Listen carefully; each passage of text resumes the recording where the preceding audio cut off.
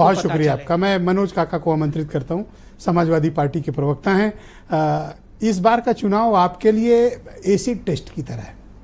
ऐसा बीजेपी का मानना है कि ठीक है, दुप्पल में जीत लिया आपने 37 सीटें और 6 आपके सहयोगी ने जीत ली, लेकिन ये योगी जी का चुनाव है, बच के निकलना आसान नहीं है। हाँ, ये ठीक बात है आपकी बिल्कुल कि योगी जी का कोई भी जो चुनौती होती है उससे संवैधानिक और लोकतांत्रिक तरीके से बच के निकलना आसान नहीं है। इसलिए बच के निकलना आसान नहीं है कि चूंकि अपने ही बनाए हुए स्वजाति आकंठ व्यवस्था में योगी आदित्यनाथ जी फंस गए।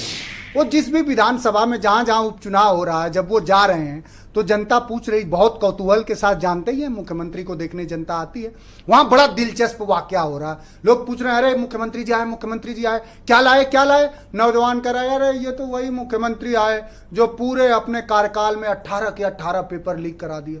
दलित पूछ रहा है, अरे क्या लाए मुख्यमंत्री? कहा वही मुख्यमंत्री हैं जो 69,000 शिक्षक भर्ती में 22,000 का पद खा गए। फिर दलितों माता बहनें पूछ रहे क्या लाए? कहा वही हैं जो रात के 2 बजे एक दलित बेटी को जलवा दिया। फिर और शिक्षा जगत के लोग पूछ रहे हैं, कहें क्या है? कहा जिस बीएचयू में अपने शैक्षणिक संस्थान और शैक्षणिक शुचिता के लिए जाना जाता था, उसी बीएचयू में भारतीय जनता पार्टी और योगी आदित्यनाथ के साथ फोटो खिंचाने वाले 3 दरिंदों ने एक बेटी को नोचा।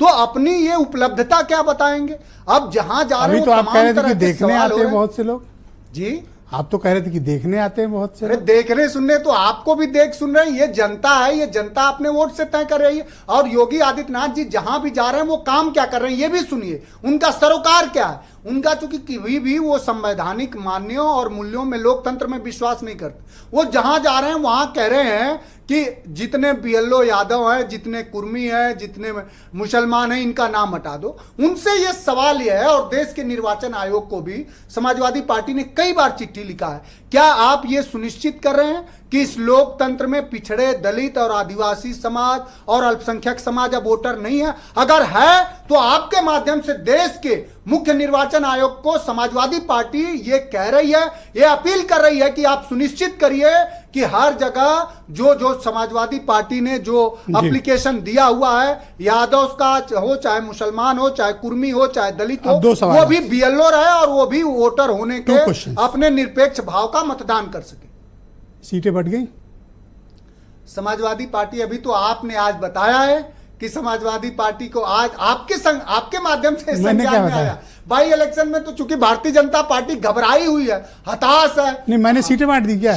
नहीं, अभी तो नहीं बांटी, आपने अभी बंटवाते हैं आपसे। होने वाला है तो आपसे बता रहे हैं कि जो जून की जो हवा थी, जो 4 जून की हवा थी, जिसमें भारतीय जनता पार्टी की व्यग्रता इतनी बढ़ गई कि ले दिल्ली से लखनऊ, दिल्ली से लखनऊ की लड़ाई। अच्छा, मेरे सवाल को घुमाओ मत। मैं घुमा नहीं रहा हूं, मैं सवाल पे आ रहा हूं साहब। अरे सुनिए, सवाल तो ले लो। सुनिए तो, अच्छी डिबेट वो होती है जिसमें सवाल लिया जाता है। आप खूब सवाल पूछे, कोई हम लोग वो थोड़ी है कि आपको जेल भिजवा देंगे।